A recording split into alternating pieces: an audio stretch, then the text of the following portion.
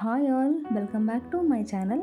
ಇವತ್ತಿನ ರೆಸಿಪಿ ನೀರು ದೋಸೆ ಹಾಗೂ ಶೇಂಗಾ ಕಡಲೆ ಚಟ್ನಿ ಯಾವ ರೀತಿ ಮಾಡೋದು ಅಂತ ನೋಡೋಣ ಬನ್ನಿ. ಸೊ ಮೊದಲಿಗೆ ನಾನೊಂದು ಬೌಲ್ಗೆ 1.5 ಗ್ಲಾಸಷ್ಟು ಅಕ್ಕಿ ತೊಗೊಂಡಿದ್ದೀನಿ. ಅಕ್ಕಿಯನ್ನು 3-4 ಸರಿ ಚೆನ್ನಾಗಿ ವಾಶ್ ಮಾಡಿಬಿಟ್ಟು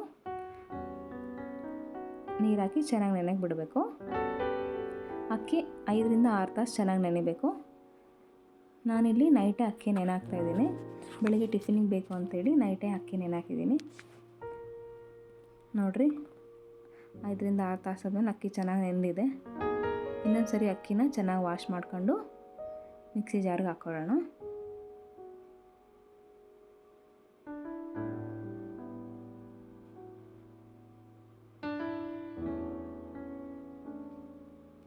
ನೀರು ದೋಸೆ ತಿನ್ನಲು ತುಂಬ ರುಚಿಯಾಗಿರುತ್ತೆ. ಹಾಗೆ ನೀರು ದೋಸೆ ಜಾಸ್ತಿ ಮಲೆನಾಡು ಸೈಡ್ ಜಾಸ್ತಿ ಮಾಡ್ತಾರೆ.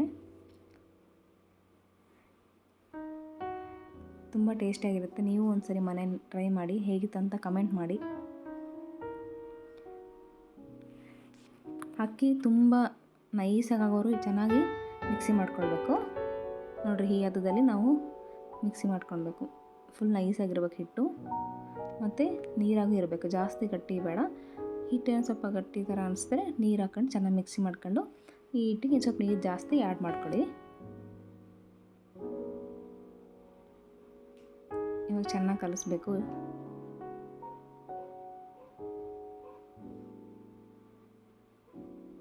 ನೋಡಿರಿ, ಈ ಥರ ಈ ಹದ ಇದ್ದರೆ ಸಾಕು. ತೀರಾ ಗಟ್ಟಿ ಇದ್ದರೆ ಅವು ನೀರು ದೋಸೆ ಥರ ಅನಿಸಲ್ಲ. ಹಾಗಾಗಿ ನೀರು ಸ್ವಲ್ಪ ಜಾಸ್ತಿ ಆ್ಯಡ್ ಮಾಡ್ಕೊಳ್ಳಿ. ನಾನು ಈ ಹಿಟ್ಟಿಗೆ 1 ಸ್ಪೂನಷ್ಟು ಜೀರಿಗೆ ಹಾಗೆ 1 ಸ್ಪೂನಷ್ಟು ಉಪ್ಪು ಹಾಕಿ ಚೆನ್ನಾಗಿ ಕಲಿಸ್ತಾ ಇದ್ದೀನಿ.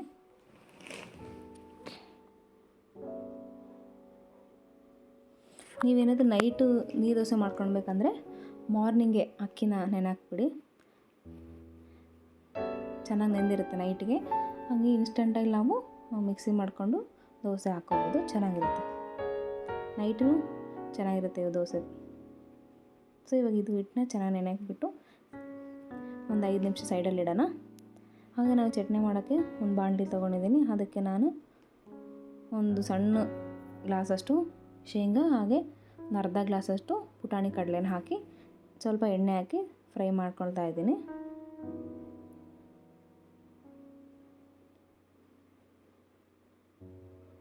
ಶೇಂಗಾ ಹಾಗೂ ಕಡಲೆ ಚಟ್ನಿ ದೋಸೆ, ಪೂರಿ, ಪಡ್ಡು ಮತ್ತು ಇಡ್ಲಿಗೂ ಚೆನ್ನಾಗಿರುತ್ತೆ. ನೀವು ಒಂದ್ಸರಿ ಟ್ರೈ ಮಾಡಿರಿ, ಟೇಸ್ಟ್ ಚೆನ್ನಾಗಿರುತ್ತೆ.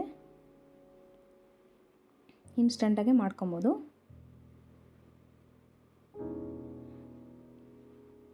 ಇವು ಸ್ವಲ್ಪ ರೆಡ್ ಕಲರ್ ಆಗೋರು ಸ್ವಲ್ಪ ಫ್ರೈ ಮಾಡ್ಕೊಬೇಕು.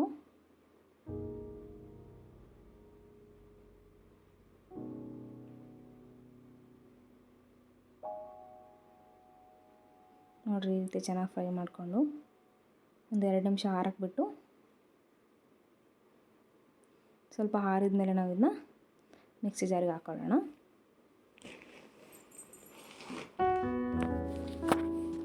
ಹಾಗೆ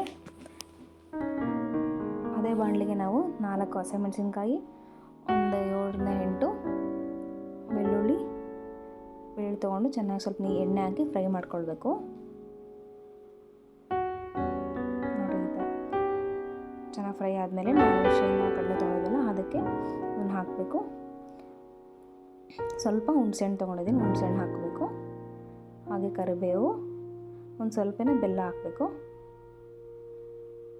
ಹಾಗೆ ಸ್ವಲ್ಪ ಕೊತ್ತಂಬರಿ, ಜೀರಿಗೆ, ರುಚಿಗೆ ತಕ್ಕಷ್ಟು ಉಪ್ಪು ಹಾಕಬೇಕು. ಒಂದು ಸ್ವಲ್ಪ ನೀರು ಹಾಕ್ಕೊಂಡು ಮಿಕ್ಸಿ ಮಾಡ್ಕೊಳ್ಳೋಣ. ಈಗ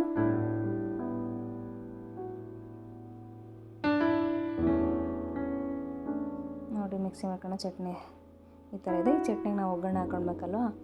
ಸೊ ನಾವು ಒಂದು ಬಾಣಲಿಗೆ ಒಂದು 2-3 ಸ್ಪೂನಷ್ಟು ಎಣ್ಣೆ ಹಾಕ್ಕೊಳ್ಳೋಣ.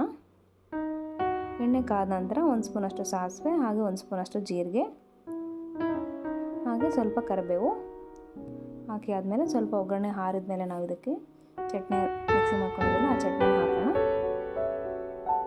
ಚಟ್ನಿ ಗಟ್ಟಿಗಿದ್ರೆ ಒಂದು ಸ್ವಲ್ಪ ನೀರು ಹಾಕ್ಕೊಳ್ಳಿ. ಚೆನ್ನಾಗಿ ಮಿಕ್ಸ್ ಮಾಡಬೇಕು. ಮಿಕ್ಸ್ ಮಾಡಿದ್ಮೇಲೆ ನಮ್ಮ ಚಟ್ನಿ ರೆಡಿ ಆಯ್ತು. ಇವಾಗ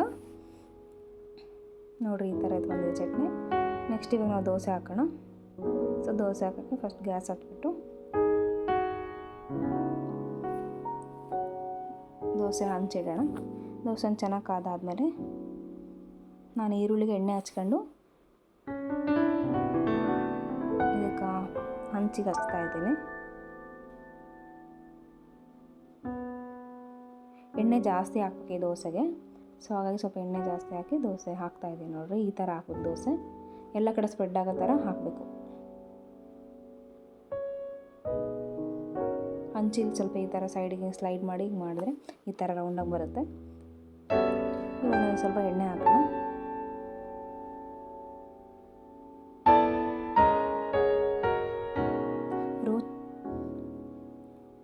ದೋಸೆ ತುಂಬ ಸ್ಮೂತಾಗಿರುತ್ತೆ, ಹಾಗೆ ತಿನ್ನಲಿಕ್ಕೂ ತುಂಬ ರುಚಿಯಾಗಿರುತ್ತೆ. ನೋಡಿರಿ ಈ ಥರ ಅಂದರೆ ಎಲ್ಲಿ ಹರಿಯಲ್ಲ ದೋಸೆ, ತುಂಬ ಚೆನ್ನಾಗಿ ಬರುತ್ತೆ. ನೀವು ಒಂದ್ಸರಿ ಟ್ರೈ ಮಾಡಿ. ಮಕ್ಕಳಿಗಂತೂ ತುಂಬ ಇಷ್ಟ ಆಗುತ್ತೆ ಇದು. ಮತ್ತು ವಯಸ್ಸಾದವ್ರಿಗೆಲ್ಲ ಗಟ್ಟಿ ದೋಸೆ ತಿನ್ನೋಕ್ಕಾಗಲ್ಲಲ್ವ, ಸೊ ಆ ಥರದವ್ರಿಗೆ ಈ ದೋಸೆ ತುಂಬ ಸೂಟ್ ಆಗುತ್ತೆ.